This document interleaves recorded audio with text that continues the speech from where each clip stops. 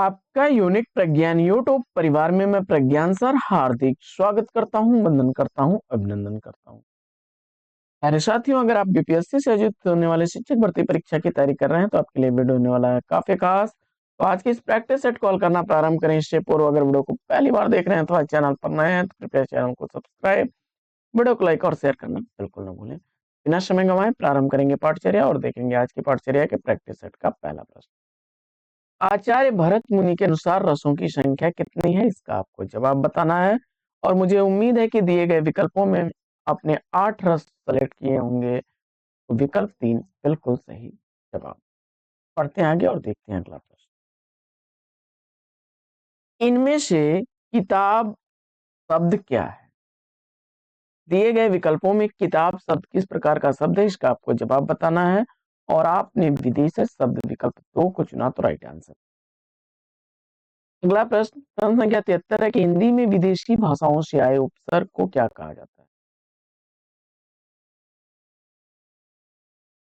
और जवाब में आपने आगत उपसर्ग विकल्प 2 को चुना, तो राइट आंसर है। अगला प्रश्न है किसी वस्तु को प्राप्त करने की तीव्र इच्छा के लिए उपयुक्त शब्द इसमें से कौन सा होगा? प्रश्न संख्या 74 का सही जवाब। आपने अगर चयनित कर लिया है किसको? विकल्प 2 को, अभिप्सा को, तो राइट आंसर है आपका। अगला प्रश्न है कि इनमें से विस्मयादि बोधक चिन्ह कौन सा है? प्रश्न संख्या 75 का सही जवाब। आपने चयनित कर लिया है विकल्प 2 को, तो राइट आंसर है। आगे बढ़ते हैं और देखते हैं अगला प्रश्न। अगला प्रश्न है कि निम्नलिखित में से कौन सी पुस्तक विजय तेंदुलकर की रचना नहीं है? प्रश्न संख्या 76 का सही जवाब। नेफा की एक शाम विकल्प 1 को चुना, तो राइट आंसर। अगला प्रश्न है कि काठ होना मुहावरे का इसमें से क्या अर्थ हो? प्रश्न संख्या 77 का सही जवाब। आपने चयनित कर लिया किसको? स्तब्ध होना विकल्प 3 को, तो राइट आंसर के साथ। अगला प्रश्न है कि इनमें से कौन सा शब्द संयोग का विपरीतार्थक है? प्रश्न संख्या 78 का सही जवाब। वियोग विकल्प 3 को चुना, तो राइट आंसर है। अगला प्रश्न है कि इनमें से कौन सी बोली सामान्यतः उत्तर प्रदेश की बोली नहीं है? उत्तर प्रदेश में नहीं बोली जाती है। प्रश्न संख्या 79 का सही उत्तर आपने मैथिली को चुना, राइट आंसर है विकल्प 3। आगे बढ़ते हैं और देखते हैं अगला प्रश्न। अगला प्रश्न है कि जहां एक शब्द के साथ अनेक अर्थ चिपके रहते हैं वहां कौन सा अलंकार रहता है? तो एक शब्द से कई अर्थ निकले अगर सुजान, अलंकार व श्लेष का महासरल पहचान। प्रश्न संख्या 80 का सही उत्तर श्लेष विकल्प 2 को चुना आपने, तो राइट आंसर। अगला प्रश्न है कि प्रतीप अलंकार इसमें से किससे संबंधित है? प्रश्न संख्या 81 का सही जवाब। विकल्प 3 को चुन लिया आपने, राइट आंसर है उपमा। अगला प्रश्न है कि विशेषण किसकी विशेषता बतलाता है? प्रश्न संख्या 82 का सही जवाब। विकल्प 2 संज्ञा और सर्वनाम को चुना, तो राइट आंसर है। प्रश्न संख्या 83 है कि इनमें से भाववाच्य का उदाहरण कौन सा है? प्रश्न संख्या 83 का सही उत्तर चयनित करिए। दिए गए विकल्पों में आपने सेलेक्ट किया धूप में नहीं चला जाता, विकल्प 3 को, तो राइट आंसर। आगे प्रश्न संख्या 84 है कि पृथ्वीराज रासो के रचयिता कौन है? और इस प्रश्न का जवाब आपने चंद्रवरदाई विकल्प 2 को चुना, तो राइट आंसर है। आगे राम खाता होगा किस काल का उदाहरण है? प्रश्न संख्या 85 का सही जवाब। संदिग्ध वर्तमान विकल्प 3 को चुना, तो राइट आंसर के साथ। आगे बढ़ते हैं और अगला प्रश्न है कि चित्रा मुद्गल को उनकी किस कृति के लिए साहित्य अकादमी पुरस्कार से सम्मानित किया? चित्रा मुद्गल को उनकी किस रचना के लिए साहित्य अकादमी पुरस्कार से पुरस्कृत किया गया? प्रश्न संख्या 86 का सही जवाब।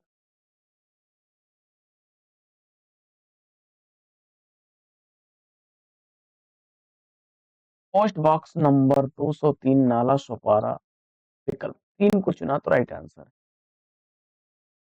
अगला प्रश्न है कि ब्रज भाषा इनमें से किस रूप में सर्वाधिक प्रसिद्ध है? प्रश्न संख्या 87 का सही जवाब काव्य भाषा के रूप में, तो विकल्प 1 बिल्कुल सही। आगे, चोर उठ भागा यह वाक्य किस क्रिया का उदाहरण है? प्रश्न संख्या 88 का सही जवाब विकल्प 3 बहुकालिक क्रिया, राइट आंसर। अगला प्रश्न है कि हम ताजमहल देखने जाएंगे, इसमें कौन सा सर्वनाम है? प्रश्न संख्या 89 का सही उत्तर पुरुषवाचक, विकल्प 2 को चुना तो राइट आंसर। आगे, सुई और तागे के बीच में कविता किस रचनाकार की है? प्रश्न संख्या 90 का सही जवाब केदारनाथ सिंह, विकल्प 2 को चुना तो राइट आंसर है। आगे बढ़ते हैं और देखते हैं अगला प्रश्न कि इनमें से किस शब्द का प्रयोग हमेशा बहुवचन में होता है? प्रश्न संख्या 91 का सही जवाब चयनित करिए और दिए गए विकल्पों में आपने सेलेक्ट कर लिया है ऊंट, विकल्प 1 को तो राइट आंसर। अगला प्रश्न है प्रश्न संख्या 92 के अरे तुम आ गए, इसमें अरे के बाद कौन सा चिन्ह प्रयोग किया गया? प्रश्न संख्या 92 का सही उत्तर आपने विकल्प 1 विस्माद बोधक चिन्ह को चुना तो राइट आंसर। बढ़ते हैं आगे और देखते हैं अगला प्रश्न।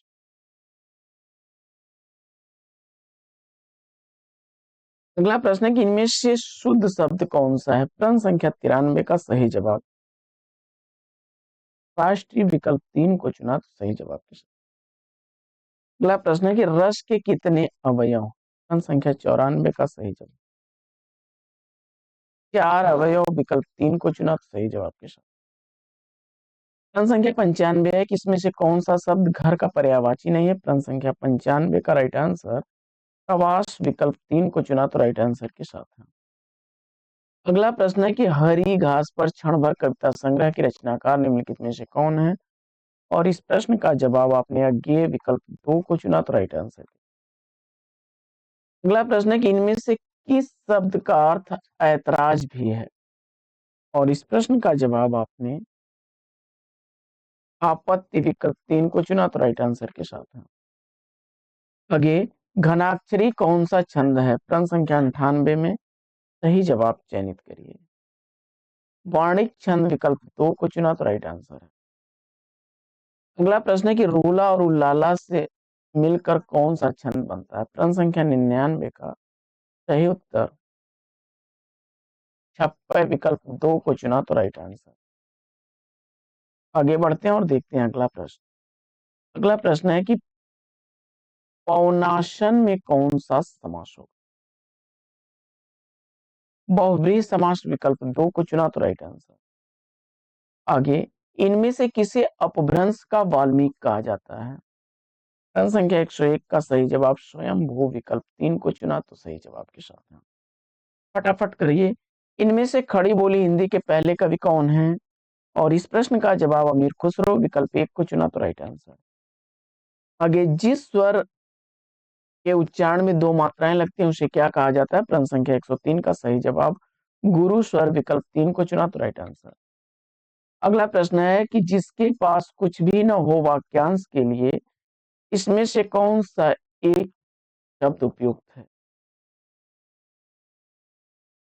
जवाब में आपने सेलेक्ट कर लिया है अकिंचन शब्द, विकल्प 3 को तो राइट आंसर। अगला प्रश्न है इनमें से खड़ी बोली का प्रथम महाकाव्य?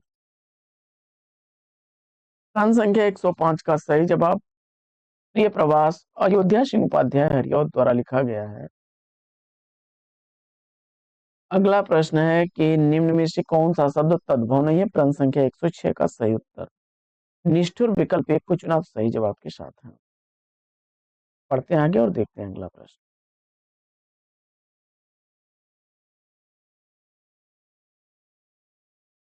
प्रश्न संख्या 107 है कि निम्नलिखित में से कानन शब्द का पर्यायवाची पूछा जा रहा है। प्रश्न संख्या 107 का सही जवाब वन, विकल्प 3 को चुना तो सही जवाब।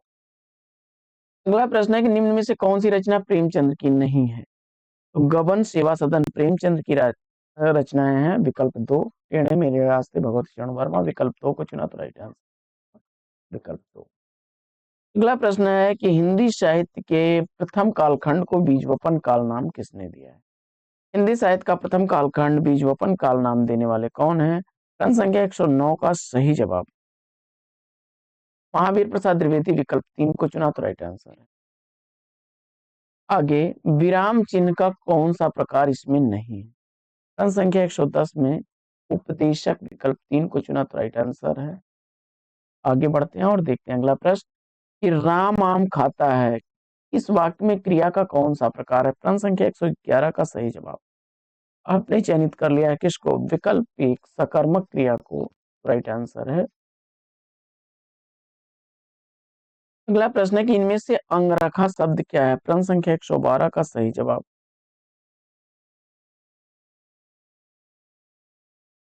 प्रश्न संख्या 112 का सही उत्तर आपने सेलेक्ट कर लिया।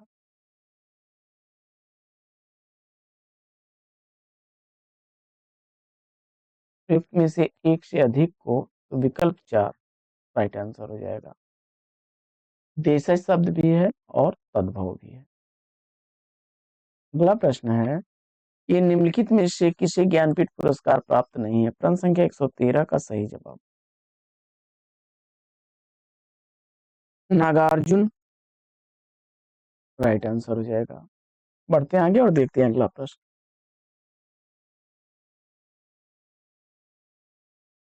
अगला प्रश्न है कि एक तो करेला, दूजा नीम चढ़ा, इसमें लोकोक्ति का सही अर्थ पूछा जा रहा है। प्रश्न संख्या 114 का सही जवाब विकल्प 3 को चुन लिया। एक बुराई पर दूसरी बुराई, विकल्प 3 राइट आंसर। अगला प्रश्न है सुन केवट के बैन प्रेम लपेटे अटपटे अभ्यसे करुणा ऐन चितई चानकी लखन तन में कौन सा छंद है? प्रश्न संख्या 115 का सही जवाब आपने चयनित कर लिया है किसको? विकल्प 2 को, सोरठा छंद तो राइट आंसर। आगे कविता को भाव वियोग किसने कहा है? प्रश्न संख्या 116 का सही जवाब विकल्प 1 आचार्य रामचंद्र शुक्ल को चुना तो राइट आंसर। अगला प्रश्न है कि निम्नलिखित में से कौन सा शब्द उत्कर्ष का विलोम है? प्रश्न संख्या 117 का सही जवाब विकल्प 1 को चुन लिया आपने, अपकर्ष राइट आंसर। आगे मैं बाजार जाता हूं, इस वाक्य में वाच्य का कौन सा प्रकार है? प्रश्न संख्या 118 का सही जवाब विकल्प 3 को चुना आपने, अर्थवाच तो राइट आंसर है। आगे बढ़ते हैं और देखते हैं प्रश्न संख्या 119 की अपभ्रंश भाषा का काल पूछा जा रहा है। अपभ्रंश भाषा का समय काल 500 से 1000 ईस्वी, विकल्प 2 को चुना तो राइट आंसर है। सब में व्याप्त रहने वाले के लिए एक शब्द क्या बनेगा? प्रश्न संख्या 120 का सही जवाब सर्वव्यापी, विकल्प 3 को चुना तो राइट आंसर है। आगे बढ़ते हैं और देखते हैं अगला प्रश्न। एक प्रश्न है कि आप भला तो जग भला, इस वाक्य में आप क्या है? प्रश्न संख्या 121 का सही जवाब निजवाचक सर्वनाम, विकल्प 2 को चुना तो राइट आंसर। आगे उपसर्ग का प्रयोग कहां पर किया जाता है? तो जवाब में शब्द के आदि में, विकल्प 3 को चुन लिया तो बिल्कुल सही जवाब। अगला प्रश्न है स्त्रीलिंग शब्द इसमें से कौन सा है? प्रश्न संख्या 123 का सही जवाब आपने झील, विकल्प 3 को चुना तो राइट आंसर। आगे भारत का प्रथम समाचार पत्र पूछा जा रहा है, कौन सा था? प्रश्न संख्या 124 में सही उत्तर बंगाल गजट, विकल्प 3 को चुना तो राइट आंसर। हिंदी का पहला समाचार पत्र उदंत मार्तंड। आगे निम्नलिखित में से कौन सी भाषा भावरूपी परिवार की नहीं है? प्रश्न संख्या 125 का सही उत्तर मलयालम को चुना आपने तो राइट आंसर है। आगे बढ़ते हैं और देखते हैं अगला प्रश्न कि जैसे वह आया वैसे ही चला गया, इस वाक्य में जैसे और वैसे क्या है?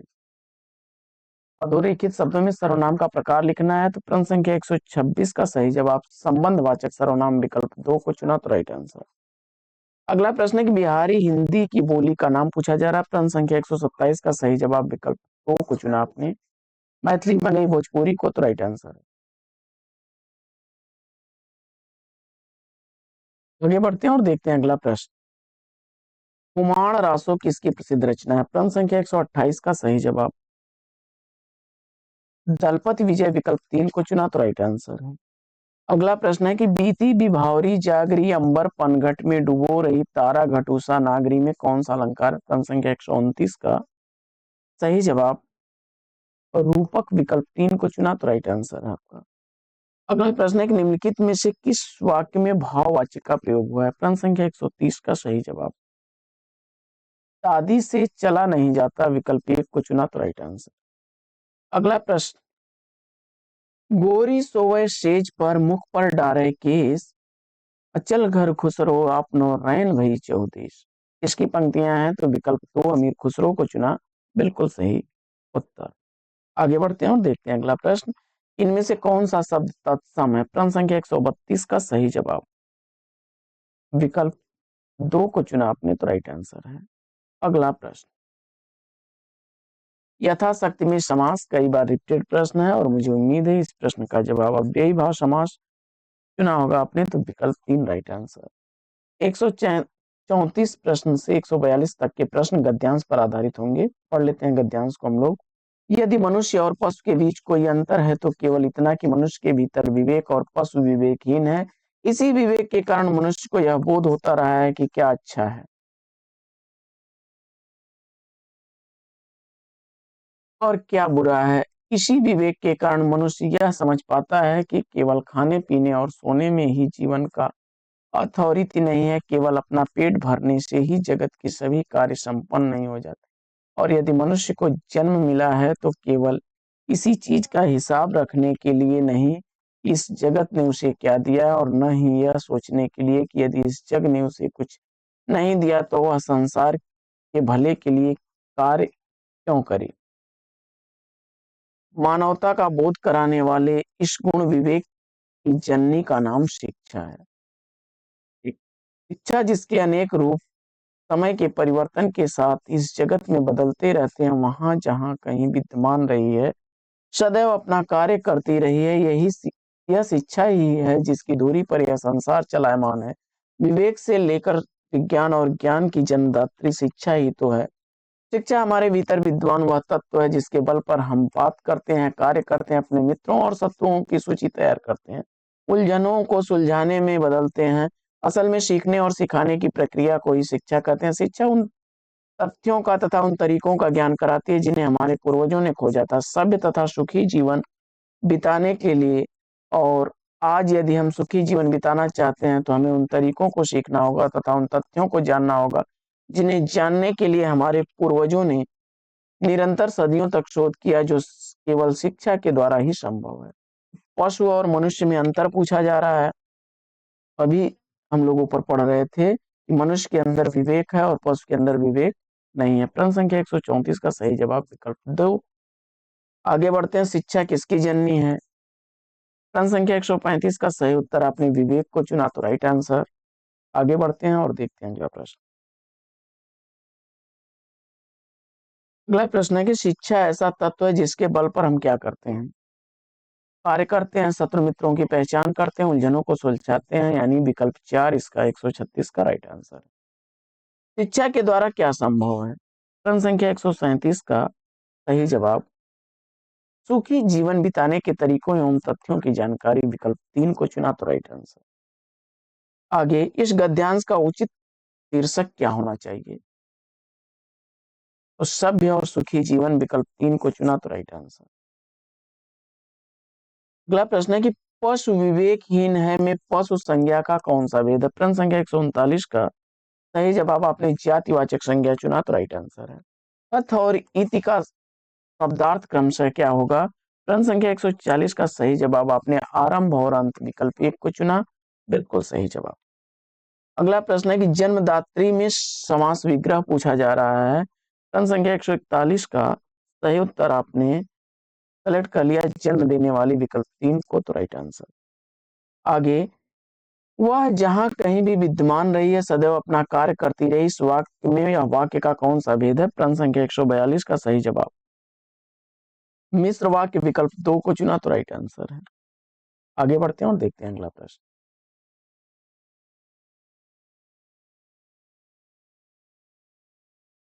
प्रश्न संख्या 143 से 48 तक के प्रश्न जो हैं 148 तक के गद्यांश पर आधारित हैं। देखते हैं, कृतज्ञता की भावना में सुख की अनुभूति होती है, जहाँ कृतज्ञता है वहां सुख है, जहाँ कृतज्ञता नहीं वहां सुख नहीं। कृतज्ञता का भाव सुख का भाव है। हमें सुख तभी मिलता है जब हम कृतज्ञ होते हैं। सुख की प्राप्ति एक कृतज्ञता वाली बड़ी बात महत्वपूर्ण है, यहाँ पर दो बातें समझने वाली हैं। पहली बात, कृतज्ञता किसके प्रति है यह महत्वपूर्ण नहीं है। पुत्र अपने पिता के प्रति कृतज्ञ हो सकता है, पिता अपने पुत्र के प्रति कृतज्ञ हो सकता है, अपनी कृतज्ञता गुरु के प्रति हो सकती है, आपकी कृतज्ञता मालिक के प्रति हो सकती है, आपकी कृतज्ञता नौकर के प्रति हो सकती है, पति अपनी पत्नी के प्रति कृतज्ञ हो सकता है, पत्नी अपने पति के प्रति कृतज्ञ हो सकती है। आपकी कृतज्ञता किसी पत्थर के प्रति हो सकती है, किसी नदी के प्रति हो सकती है, किसी पुस्तक के प्रति हो सकती है, किसी ग्रंथ के प्रति हो सकती है। कृतज्ञता आपके मन की भावना है और इस भावना में सुख है, इस भावना में ही देवता है। आचार्य चाणक्य ने लिखा है कि देवता न काष्ठ में है न पत्थर की मूर्ति में, देवता केवल भावना में रहते हैं, इसलिए भावना ही सब कुछ है। कृतज्ञता तो अपनी आपकी अपनी आवश्यकता है, कृतज्ञता की भावना हमें सुख देती है, हमारे आभार प्रदर्शन की भावना को जगाने की प्रक्रिया है। प्रश्न संख्या 143 देखिए, कृतज्ञता की भावना में किसकी अनुभूति होती है? और इस प्रश्न का जवाब सुख की अनुभूति, विकल्प 1 को चुना तो राइट आंसर। हम किसके प्रति कृतज्ञ नहीं होते? तो जवाब में देखिए, पिता के, पत्नी के, सभी के हो सकते हैं, लेकिन चोर के प्रति कृतज्ञ नहीं होंगे, विकल्प 3 राइट आंसर है। आगे, चाणक्य के अनुसार देवता किसमें वास करते हैं? प्रश्न संख्या 145 का सही जवाब भावना में, विकल्प 3 को चुना तो राइट आंसर है। आगे बढ़ते हैं और देखते हैं अगला प्रश्न।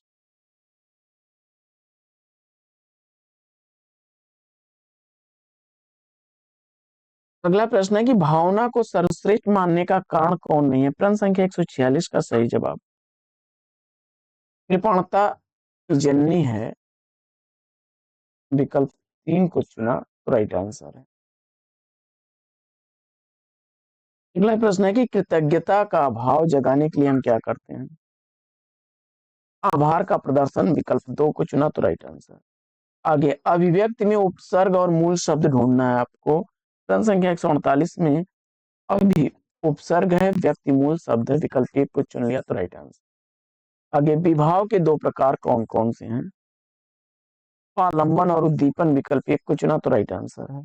अगला प्रश्न है कि निम्नलिखित में से एक वचन शब्द कौन सा है? प्रश्न संख्या 150 का सही जवाब विकल्प 3 नदी को चुन लिया आपने तो राइट आंसर है। तो साथियों, आज का यह प्रैक्टिस सेट लेगा यहीं पर विराम। वीडियो कैसा लगा कमेंट्स करके जरूर बताइए। तो फिर मिलते हैं आपसे अगले वीडियो में एक नए प्रश्न, एक नया टॉपिक, एक नए अंदाज में। तब तक के लिए लेंगे आपसे विदा। आपका जीवन मंगलमय हो, बेस्ट विशेष बेस्ट ऑफ लक। जय हिंद।